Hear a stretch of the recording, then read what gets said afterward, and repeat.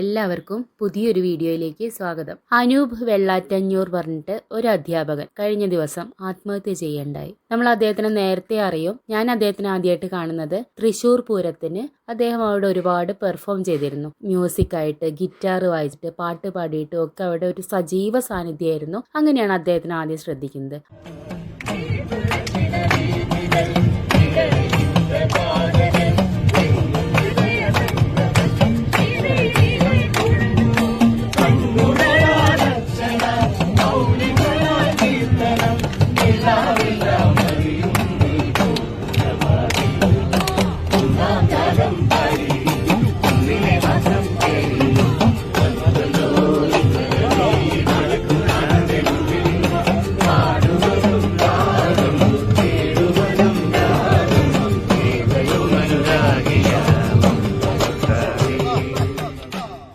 അദ്ദേഹം മന്ത്രി ആർ ബിന്ദുവിൻ്റെ കൂടെ ഒന്നാം രാഗം പാടി എന്നുള്ള ഗാനം പാടിയിട്ടൊക്കെ വളരെ രസകരമായിട്ട് അവതരിപ്പിക്കേണ്ടായി. അതേപോലെ സുജയ അദ്ദേഹത്തിന് ഒരുപാട് പുകഴ്ത്തി, എന്തൊരു ഭംഗിയുള്ള ആളാണ്, സുന്ദരനാണെന്നൊക്കെ പറഞ്ഞ് അന്ന് അവിടെ വെച്ച് പുകഴ്ത്തിയതൊക്കെ ടി വിയിൽ വളരെ നമ്മളെപ്പോഴും കണ്ട് നമുക്ക് പരിചയമുള്ള ഒരാളായിട്ട് മാറിയ ആളായിരുന്നു അദ്ദേഹം. നമ്മളെപ്പോഴും എന്തൊരു ഭാഗ്യമുള്ള മനുഷ്യനാണ്, എന്തായാലും അയാളുടെ കഴിവ്, അല്ലെങ്കിൽ എന്തായാലും അയാളെ കാണാൻ രസം എന്നൊക്കെ പറയുന്ന പോലത്തെ ഒരാള്. അദ്ദേഹം നല്ല ഭംഗിയുള്ള ഒരു മനുഷ്യനായിരുന്നു. അദ്ദേഹത്തിന് ഒരുപാട് കഴിവുകൾ ഉണ്ടായിരുന്നു. നന്നായി പാട്ട് പാടിയായിരുന്നു, ഗിറ്റാർ വായിക്കായിരുന്നു.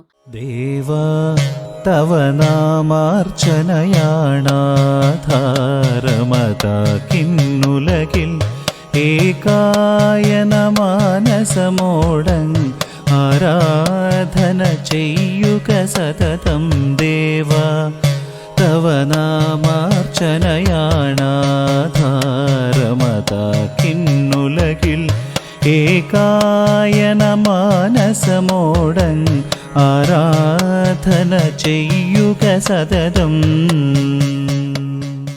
അദ്ദേഹം നന്നായി പഠിക്കുകയായിരുന്നു, നല്ല അധ്യാപകനായിരുന്നു. കേരളവർമ്മ കോളേജിൽ പഠിപ്പിച്ചിരുന്നു. വിവേകോദയം സ്കൂളിലെ ഇംഗ്ലീഷ് അധ്യാപകനായിരുന്നു അദ്ദേഹം. അപ്പം അങ്ങനെ എല്ലാം കൊണ്ടും നമ്മൾ തികഞ്ഞൊരാള്, അല്ലെങ്കിൽ ബാക്കി പുറമേ നിന്ന് കാണുന്ന ഒരാള്, അസൂയയോടുകൂടെ നോക്കുന്ന ഒരാള്. അദ്ദേഹത്തിന് നല്ലൊരു കുടുംബമുണ്ട്, ഭാര്യയുണ്ട്, മക്കളുണ്ട്, 2 മക്കളുണ്ട്, നല്ല ജീവിത സാഹചര്യങ്ങളുണ്ട്. അങ്ങനെയൊക്കെ ഉള്ള ഒരു വ്യക്തി പെട്ടെന്ന് ജീവിതത്തിൽ നിന്ന് അങ്ങോട്ട് പോവുകയാണ്. ജീവിതം വേണ്ടാന്ന് വിചാരിച്ച് ആത്മഹത്യ ചെയ്ത് അങ്ങ് പോകുമ്പോൾ നമ്മൾ സത്യത്തിൽ അത്ഭുതപ്പെട്ടു പോവാണ്. എന്താണ് ഇന്നത്തെ ഈ തലമുറയ്ക്ക് പറ്റിപ്പോകുന്നത്, അല്ലെങ്കിൽ എന്താ മനുഷ്യന്മാരുടെയൊക്കെ മനസ്സിൽ നിന്ന് നമ്മൾ അത്ഭുതപ്പെട്ടു പോകുന്ന ഒരു അവസ്ഥയാണ്. നമ്മളിപ്പോൾ കുറേ കഷ്ടപ്പാടുള്ള, അല്ലെങ്കിൽ സാമ്പത്തികമായിട്ട് മോശമായിട്ടുള്ള, കാണാൻ വലിയ രസമൊന്നും ഇല്ലാത്ത, അല്ലെങ്കിൽ അങ്ങനത്തെ വലിയ ജീവിതത്തിൽ വലിയ മേന്മ ഉണ്ടെന്നൊന്നും പറയാത്ത ആളുകൾ ജീവിതത്തിൽ നിന്ന് ആത്മഹത്യ ചെയ്ത് രക്ഷപ്പെട്ടു പോകുമ്പോൾ നമുക്കതിൽ പ്രത്യേകിച്ച് അയാളുടെ കഷ്ടപ്പാടിന്ന് പോയി അങ്ങനെ നമ്മൾ വിചാരിച്ച് നമ്മളെ അത്ര ബാധിക്കില്ല. പക്ഷെ ഇത്രയും നല്ല നമ്മളൊക്കെ അസൂയോടുകൂടെ നോക്കുന്ന ഒരാള് പെട്ടെന്ന് അങ്ങോട്ട് ആത്മഹത്യ ചെയ്യുമ്പോൾ നമ്മൾ അത്ഭുതപ്പെട്ടു പോകും.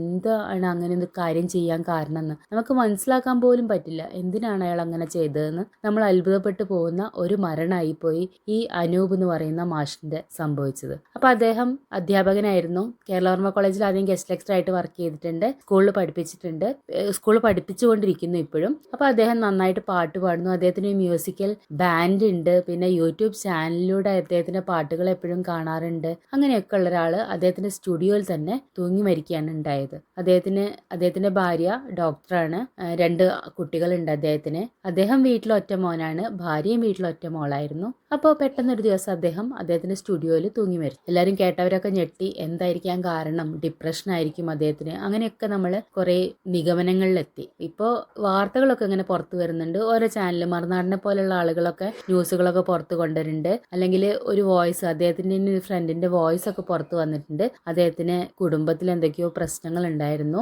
അദ്ദേഹത്തിന്റെ വൈഫിന്റെ അമ്മ അദ്ദേഹത്തിന് വീട്ടിൽ വന്ന് നിൽക്കാൻ, അവരുടെ വൈഫിന്റെ വീട്ടിൽ വന്ന് നിൽക്കാൻ നിർബന്ധിക്കുകയായിരുന്നു. അപ്പൊ അങ്ങനത്തെയൊക്കെ കുറെ മാനസിക പ്രയാസം അനുഭവിച്ചുകൊണ്ട് അദ്ദേഹം ഒറ്റയ്ക്കൊരു ഫ്ലാറ്റിലായിരുന്നു ജോലി സംബന്ധമായിട്ട് താമസിച്ചിരുന്നത് 1 മാസമായിട്ട്. അപ്പൊ ആ ഫ്ലാറ്റിലായിരുന്നു അദ്ദേഹം, വൈഫിന്റെ വീട്ടിലായിരുന്നു. അങ്ങനത്തെ എന്തൊക്കെയോ മാനസിക പ്രശ്നങ്ങളോ കുടുംബ പ്രശ്നങ്ങളോ കാരണമാണ് അദ്ദേഹം ആത്മഹത്യ ചെയ്തതെന്നൊരു വാർത്ത പുറത്തു വരുന്നുണ്ട്. അപ്പൊ അതിനെ അനുകൂലിച്ചും പ്രതികൂലിച്ചും ഭാര്യനെ മോശമാക്കിയിട്ടും ഭാര്യയുടെ അമ്മേനെ തെറി വിളിച്ചൊക്കെ ഒരുപാട് കമന്റുകൾ വരുന്നുണ്ട്. നമ്മുടെ സമൂഹം അങ്ങനെയാണ്, വെറുതെ അങ്ങോട്ട് അങ്ങോട്ട് എന്തെങ്കിലുമൊക്കെ നമ്മൾ ഒരാളോട് ഒരു ഡിമാൻഡ് വെക്കുമ്പോൾ, ഇപ്പോൾ ഒരു വൈഫ് ഒരു ഹസ്ബൻഡിനോട് ഒരു ഡിമാൻഡ് വെക്കുമ്പോൾ, എൻ്റെ വീട്ടിൽ വന്ന് താമസിക്കണം എന്നൊരു ഡിമാൻഡ് വെക്കുമ്പോൾ അയാളെ അത്ര ടോർച്ചർ ചെയ്യണം അല്ലെങ്കിൽ അയാളെ ആത്മഹത്യയിൽ കൊണ്ടെത്തിക്കണം അങ്ങനെയൊന്നും കരുതിയിട്ടായിരിക്കില്ല അവരത് പറയുന്നത്. അവർ ചിലപ്പോൾ അവർക്ക് അവരുടെ ഒരു ആഗ്രഹം, അവർക്ക് അവരുടെ വീട്ടിൽ അമ്മ ഒറ്റയ്ക്കായിരിക്കാം, അല്ലെങ്കിൽ അമ്മയും അച്ഛനും ഒറ്റയ്ക്കാണല്ലോ, അപ്പോൾ അവിടെ വന്ന് നിൽക്കണം, അങ്ങനത്തെ ഒരു ആഗ്രഹം കൊണ്ടായിരിക്കാം ഒരുപക്ഷെ അവരത് പറയുന്നത്. പക്ഷെ നമ്മുടെ സമൂഹം എങ്ങനെയാണെന്ന് വെച്ചാൽ ഇനി മാക്സിമം അവരെ കുറ്റപ്പെടുത്തി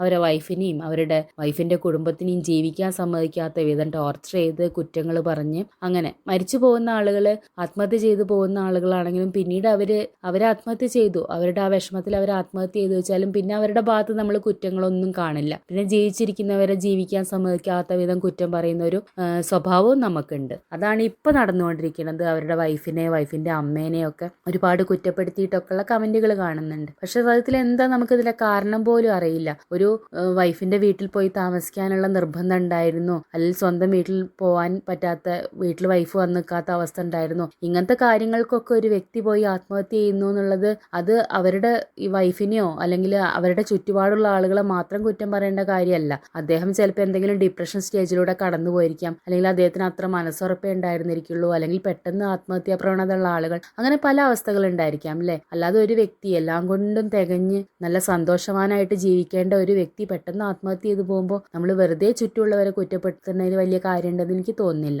ഇപ്പോൾ 1-2 വർഷം മുൻപ് ഒരു ഡോക്ടർ, ആയുർവേദ ഡോക്ടർ ഋതിക മണിശങ്കർ അങ്ങനെ എന്തോ പറഞ്ഞിട്ടൊരു ആയുർവേദ ഡോക്ടർ ആത്മഹത്യ ഉണ്ടായി. അവർക്ക് നല്ല ഹസ്ബൻഡ് ഉണ്ട്, നല്ല 2 കുട്ടികളുണ്ട്, നല്ല കുടുംബമുണ്ട്, അവർ ഡോക്ടർ, ആയുർവേദ ഡോക്ടറാണ്, അവരുടെ ചുറ്റുപാടൊക്കെ നല്ലതാണ്. അവർ എന്നിട്ടും പോയിട്ട് ആത്മഹത്യ ചെയ്യുമ്പോൾ നമ്മൾ അതൊരു അത്ഭുതത്തോടെ നോക്കും. അവരെന്തിനായിരിക്കും, നമുക്ക് ആകാംക്ഷയാണ്, അവരെന്തിനായിരിക്കും അത് ചെയ്തത്. സത്യത്തിൽ അവരുടെ കുടുംബത്തിന് പോലും അത് അറിയുന്നില്ല അവരെന്തിനാ ചെയ്തതെന്ന്, അവരുടെ ഹസ്ബൻഡിന് അറിയില്ല അവരെന്തിനാ അത് ചെയ്തതെന്ന്. കാരണം അവർക്ക് അങ്ങനത്തെ ഒരു ആത്മഹത്യയിലേക്ക് പോകാൻ മാത്രമുള്ള പ്രശ്നങ്ങളൊന്നും അവരുടെ ലൈഫിൽ ഉണ്ടായിരുന്നില്ല. പോകാൻ മാത്രമുള്ള പ്രശ്നങ്ങളെന്നല്ല, അവരുടെ ലൈഫിൽ പ്രശ്നങ്ങളേ ഇല്ലായിരുന്നു. ആ പെൺകുട്ടിക്ക് കുറച്ച് PSC പഠിക്കുന്നു, ജോലി കിട്ടാൻ കുറച്ച് വൈകിപ്പോയി, അങ്ങനത്തെ എന്തൊക്കെയോ ഡിപ്രഷൻ ഉണ്ടായിരുന്നു തോന്നുന്നു. ആ പെൺകുട്ടി പോയിട്ട് ആത്മഹത്യ ചെയ്തു. പക്ഷെ നമ്മുടെ സമൂഹം എന്ന് പറഞ്ഞാൽ അവരെന്തായിരിക്കും ആത്മഹത്യ ചെയ്ത്, എന്തായിരിക്കും കാരണം എന്നൊക്കെ പറഞ്ഞു അതൊരു കാരണം പോലും പറയാനില്ലാത്തൊരു ആത്മഹത്യയായിരുന്നു. അതേപോലെ തന്നെ നമ്മളിപ്പോൾ അടുത്ത് കേട്ട വിസ്മയ കേസ്, വിസ്മയ പോയിട്ട് ആത്മഹത്യ ചെയ്തു. ആ കുട്ടി ഇതേപോലെ ആയുർവേദ ഡോക്ടർ ആയിരുന്നു. ആ കുട്ടിക്ക് മുന്നോട്ട് ജീവിക്കാനുള്ള എല്ലാ സാഹചര്യവും ഉണ്ടായിരുന്നു. ഭയങ്കര ക്രൂരമായ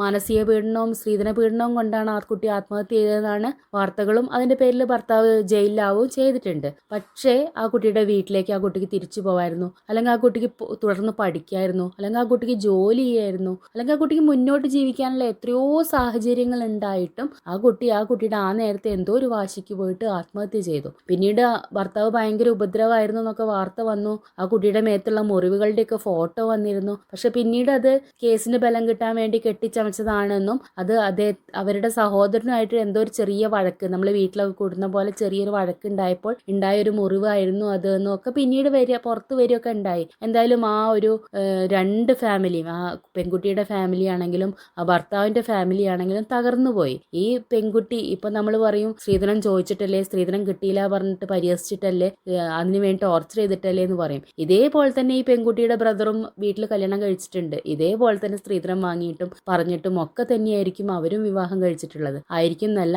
ആണ്. അപ്പൊ ഇതാണ് നമ്മൾ ചുറ്റുമുള്ള കാരണങ്ങൾ, ഇതാണ് ഇതിന് കാരണം നടിച്ചേൽപ്പിക്കാൻ ശ്രമിക്കുന്നതാണ്. പക്ഷെ മരിക്കുന്നവര് ഈ സമൂഹത്തിനെ കുറിച്ച് ഒന്നും ചിന്തിക്കാതെ, നമ്മുടെ ചുറ്റുപാടുള്ളവരെയും കുടുംബത്തിനെയും കുറിച്ച് ചിന്തിക്കാതെ വെറുതെ ആത്മഹത്യ എന്ന് പറയുന്ന ഒരു ലെവലിലേക്ക് പോവാണ്. ഇപ്പൊ ഈ അനൂപ് സാറിന്റെ കാര്യം പറയുകയാണെങ്കിൽ തന്നെ അദ്ദേഹത്തിന്റെ വാളിൽ തന്നെ അദ്ദേഹം മുൻപ് ആത്മഹത്യ ചെയ്തൊരു ടീച്ചറെ കുറിച്ച് പോസ്റ്റ് ഇട്ടിട്ടുണ്ട്. അതിൽ അദ്ദേഹം തന്നെ പറയുന്നുണ്ട് ആത്മഹത്യ ഒന്നിനും പരിഹാരമല്ല, എങ്കിലും ആ ടീച്ചർ അത്രയും വിഷമിച്ചിട്ടായിരിക്കാം ആത്മഹത്യ ചെയ്തിരിക്കുന്നത്. അപ്പൊ അദ്ദേഹത്തിന് തന്നെ അറിയാം ആത്മഹത്യ ഒന്നിനും പരിഹാരമല്ല എന്ന്. നമ്മളൊരു സ്റ്റേജ് ആത്മഹത്യ ചെയ്യാനുള്ള അത്രയും ഒരു ലെവലില് നമ്മൾ ആ ഒരു അറ്റത്ത് പോയി നിൽക്കുമ്പോൾ നമുക്ക് ആ ഒരു സ്റ്റേജിനെ മറികടക്കാൻ കഴിഞ്ഞാൽ നമ്മളുടെ എത്രയോ ജീവിതം, മുന്നോട്ടുള്ള എത്രയോ ഭംഗിയുള്ള ജീവിതം പിന്നെയും ജീവിക്കാൻ കിടക്കുകയാണ് നമുക്ക്. അത് നമ്മൾ പോയിട്ട് വെറുതെ ഈ ആത്മഹത്യ എന്ന് പറയുന്ന ഒരു അവസ്ഥയിൽ അഭയം തേടരുതെന്നാണ് പറയാനുള്ളത്. ആത്മഹത്യ ഒന്നിനും പരിഹാരമല്ല. നമ്മൾ അത്രയും ഏത് സ്റ്റേജും കടന്നു പോകുന്ന ആളുകളുണ്ട്. ഒരുപാട് അസുഖങ്ങൾ വന്നിട്ട്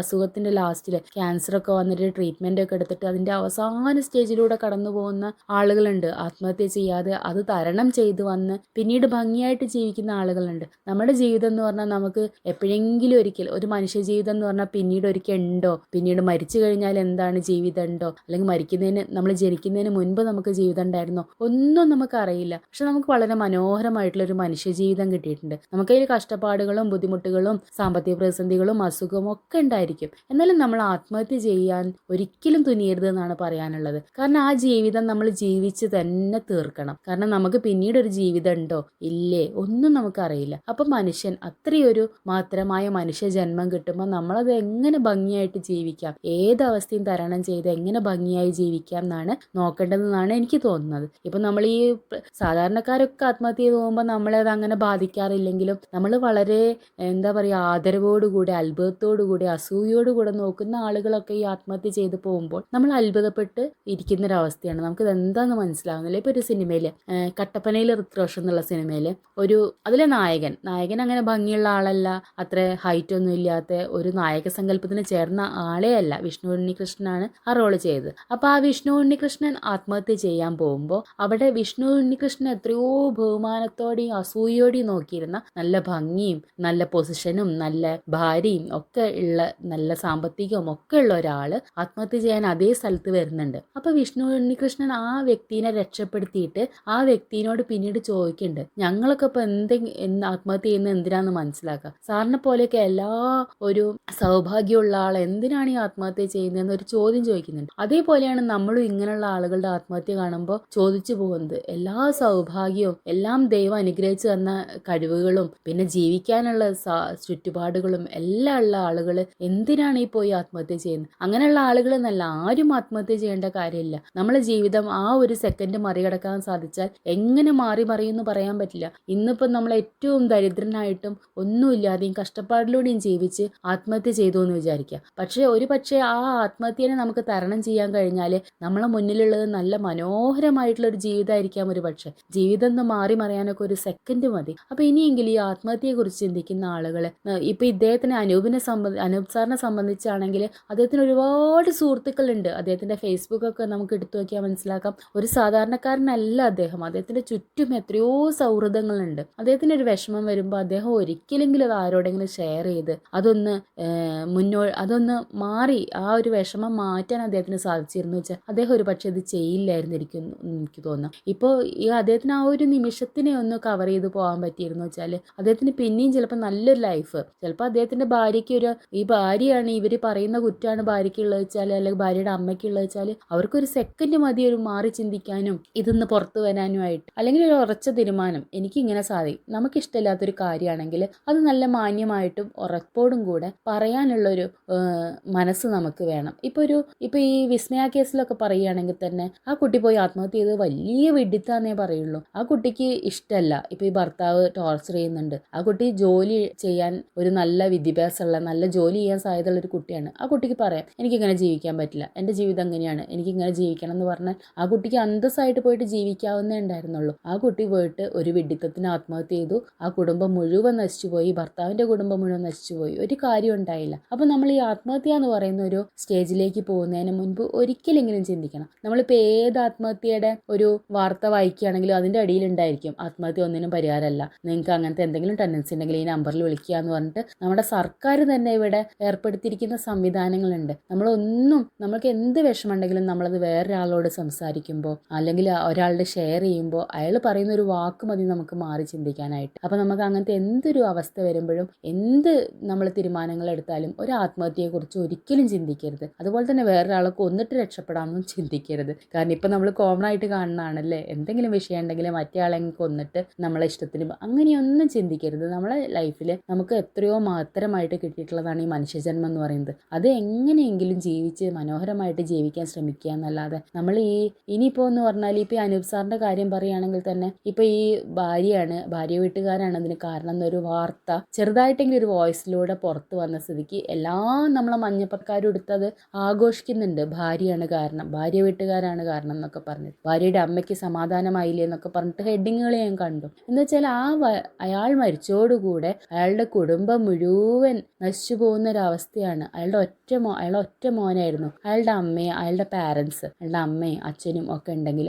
അവരിനിയുള്ള കാലം ഈ പുത്രദുഃഖം എന്ന് പറയുന്നതിനെക്കാട്ടിലും വലിയ ദുഃഖമില്ല. മാതാപിതാക്കൾ ജീവിച്ചിരിക്കുമ്പോൾ മക്കൾ മരിക്കുന്നതാണ് ഈ ഭൂമിയിലെ ഏറ്റവും വലിയ വിഷമം എന്ന് ഞാൻ വിശ്വസിക്കുന്നു. അപ്പോൾ ഇങ്ങനത്തെ അവസ്ഥയിലൂടെയൊക്കെ പലരും കടന്നു പോകേണ്ടി വരും. അദ്ദേഹത്തിൻ്റെ വൈഫിനി എന്തൊക്കെയോ ഈ ആളുകളുടെ കുത്തുവാക്കുകളിലൂടെ കടന്നു പോകേണ്ടി വരും. വൈഫിൻ്റെ ഫാമിലി കടന്നു പോകേണ്ടി വരും. അദ്ദേഹത്തിൻ്റെ മക്കള് ഒരു അച്ഛൻ എന്ന് പറയുന്ന ഒരു സ്ഥാനത്ത് ഒരാളില്ലാത്ത അവസ്ഥയിലൂടെ കടന്നു പോകേണ്ടി വരുന്നുണ്ട്. അപ്പോൾ ഇങ്ങനെ നമ്മൾ ഒരു തീരുമാനം എടുക്കുമ്പോൾ ഒരു 5 മിനിറ്റ് നമ്മുടെ ചുറ്റുമുള്ള കാര്യങ്ങൾ ചിന്തിക്കുക. നമ്മുടെ ചുറ്റുവട്ടത്തും എന്തൊക്കെ കാര്യങ്ങളുണ്ട്. നമ്മൾ ഈ മരിച്ചങ്ങ് രക്ഷപ്പെടുക എന്ന് വിചാരിക്കുന്നു. നമ്മൾ ആ രക്ഷപ്പെടുന്നതോടുകൂടെ നമ്മളെ ചുറ്റും നമ്മളെ ആശ്രയിച്ച് ജീവിച്ചിരുന്ന എത്രയോ ആളുകളെ പടുകുഴിയിൽ തള്ളിയിട്ടിട്ടാണ് നമ്മൾ പോകുന്നത് എന്നുള്ള കാര്യം നമ്മൾ ആലോചിക്കും. അപ്പോൾ ആത്മഹത്യ ചെയ്യാൻ തയ്യാറാവുന്ന ആളുകൾ ഒരിക്കലും അതിലേക്ക് പോകരുത്. നമ്മൾക്ക് രക്ഷപ്പെടാൻ എന്തെങ്കിലും മാർഗ്ഗങ്ങൾ നമ്മളെ മുന്നിലുണ്ടാവുമെന്ന് എപ്പോഴും വിശ്വസിക്കും. നമുക്ക് വിഷമങ്ങളുണ്ടെങ്കിൽ നമ്മളത് കൂടെയുള്ളവരോട് ഷെയർ ചെയ്യുക. നമ്മൾ കേൾക്കാൻ തയ്യാറാവുന്ന ആരെങ്കിലും ഉണ്ടായിരിക്കും, അവരോട് ഷെയർ ചെയ്യുക. നമ്മളെ ചുറ്റും ഉള്ള നമ്മൾ നേരിട്ട് കാണുന്ന ഫ്രണ്ട്സ് ഇല്ലെങ്കിൽ നമ്മൾ ആരെങ്കിലും ഒരു സോഷ്യൽ മീഡിയയിൽ ഒരു കാണുന്ന ആളോ അല്ലെങ്കിൽ ഒരു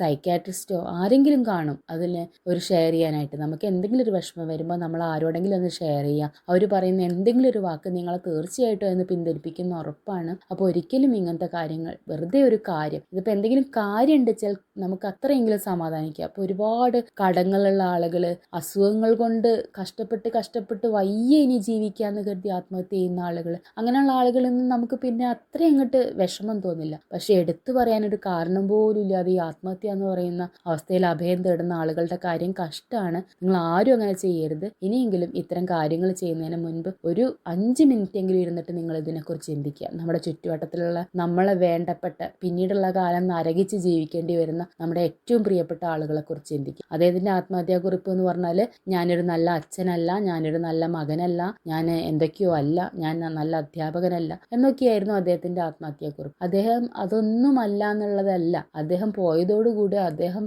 ചുറ്റുമുള്ളവർക്ക് ചെയ്തു വെച്ചത് സത്യത്തിൽ ദ്രോഹമാണ്.